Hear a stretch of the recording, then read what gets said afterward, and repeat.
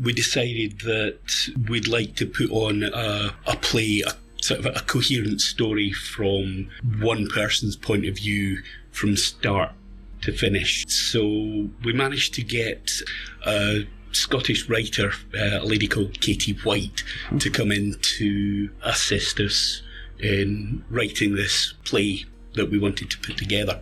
We spent quite a few months going through our thoughts, and it was actually loosely based on the experiences of one of our number who had gone through quite a sort of dark period in their life. Mm-hmm. After a few performances, a couple of them at McRoberts Centre in Stirling, we decided to have a bit of a break, and then we got the drama group back together with some new sort of young blood. New blood, yes, indeed. Always need young blood coming in to recharge things, I suppose. It's really taken things forward. Yeah, that's great. So we've developed the story, made it more relatable, more powerful, a bit darker in places, because basically if you're in the midst of a depressive episode, it's not a happy place to be. So we wanted to make it as kind of realistic as possible. The basics we sort of built on top of the original play from 2 years ago, which had taken us about, I think, 6 months to write in the first place.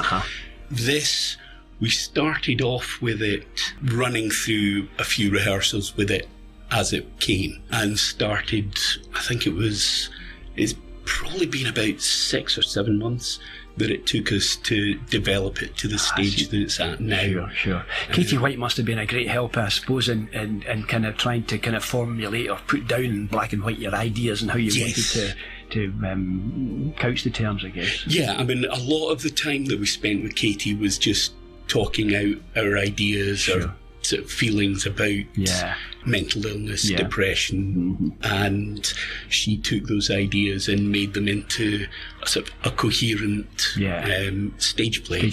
And Sam, you're also, what part do you play? I also play Frank or Frankie or Francis. Oh, I see. Right. So there's a kind of switch over there, is there? Yeah, I play it from a young male's perspective on what it would be. Right.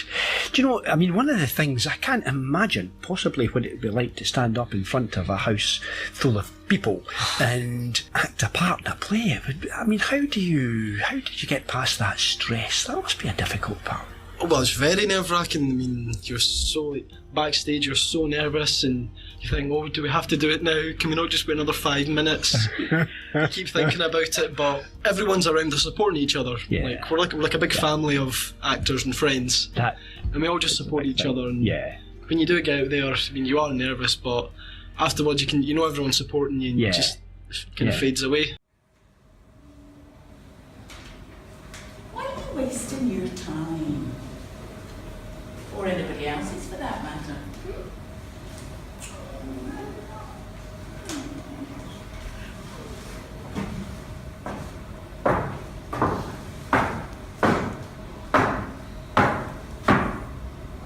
Why does she bother with you? I know what she keeps saying, but I know that inside she must hate you.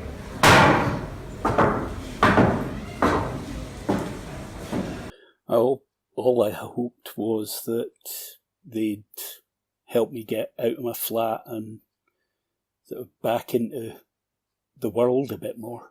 Confidence mainly, and to get back into the rhythm of life, basically. I used to love drama when I was younger, and I stopped that when I started to get ill, as I call it, so it was really nice to be part of that again. At first I wanted to see how I was physically, rather than mentally. I wanted to see how I could do it. I joined to become one of the backstage, just moving props about and stuff, trying to get stuff out in time, so I just wanted to see how I was physically. If I got mentally better, then that was a bonus. That was a good cherry on the top. I've gone from someone who never went out the house to someone who's now a soloist in the choir, director of the drama group, a reasonably accomplished writer, and starting to look to get back into the photography, which was what I'd sort of found as a passion till the depression sort of kicked in and took that away from me. I'm much more confident in speaking to people now. I've made a lot of friends and I can go out outside more confidently, and I know how to express my emotions a bit better. The feedback for the audiences have been brilliant. They said that we've been brave, that we're putting ourselves out there and we're trying to put a message across that's not been put across for, and that mental illness isn't something that's you're just using to make yourself look bad. It actually happens. It occurs. Amazing feedback. We haven't had a single negative comment. Everyone has said how they have loved the performance, how it's been enlightening, how it's sort of made them cry, made them laugh, and it's just been wonderful how well it's been received.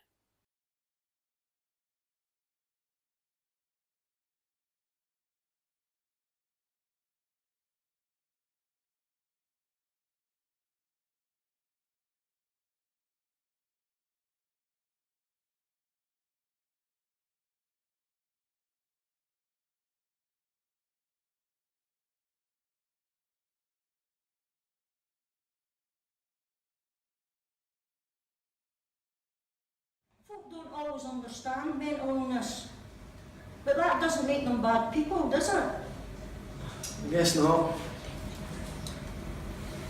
Anywho, I'll come next week after you've been to your visit for the FDAMH drop-in, eh? Oh, and good luck explaining FDAMH to your men. Maybe another day.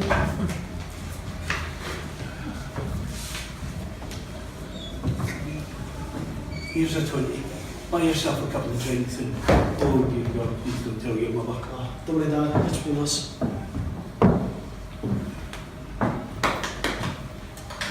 Big man. You think you're doing great, eh? You ain't a million money to go out and buy drink with, eh?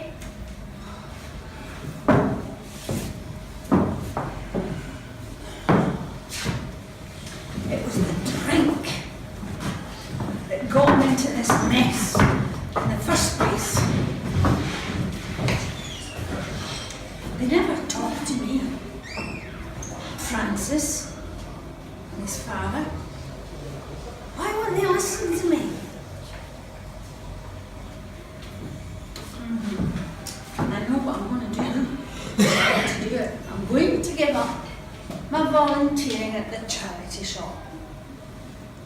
I want to do that. All yon gossiping, you know? Gossip, gossip, gossip, gossip, gossip. Time.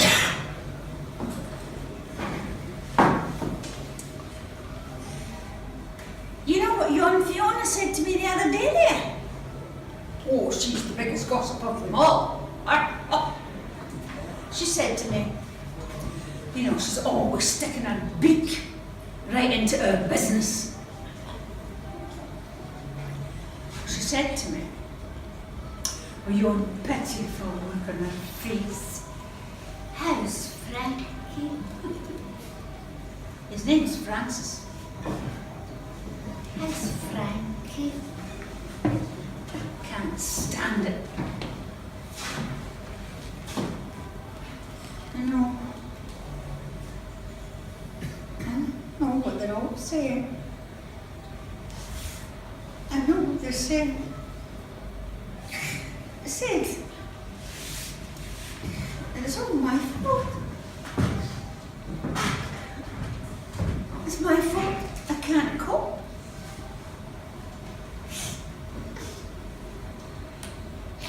I can. Of course I can cope.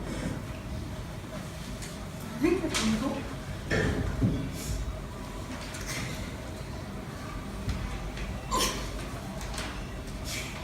I can see them all. We can see them all. Pointing their fingers behind their back. I can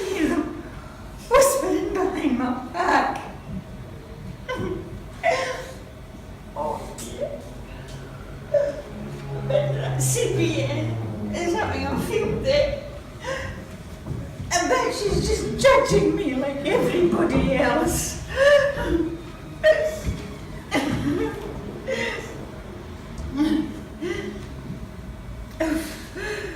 Frank should be better. He's getting better. He's getting better. Support visits. Support visits? Doesn't need support visits. He's taking his tablets, isn't he? He is. He should be getting better by now. He's getting there, but it's not instant. Well, why?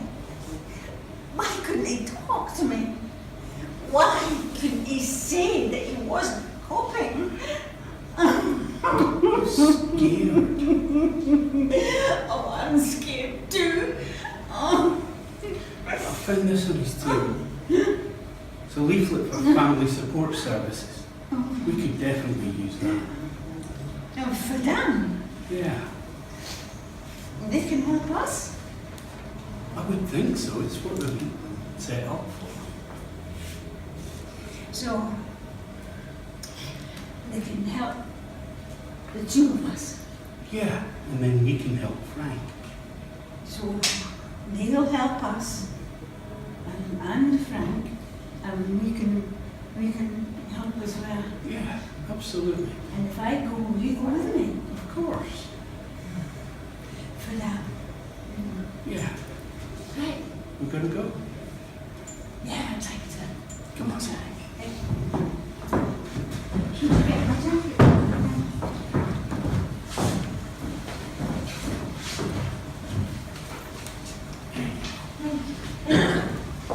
I would say it's vital as far as getting an understanding out into the community of how people with mental illness are people. We're not newspaper headlines. We're not Saturday night drama characters. We're real people with feelings, emotions, fears, and making people understand that and understand how mental illness can treat us and how it makes us behave is essential. Without it, the stigma surrounding mental illness will just get worse. It's a message that needs to be delivered, and delivered as widely and as often as possible to ensure that the situation changes and that people who need the help actually understand that they're not alone and they can get the assistance they need when they need it.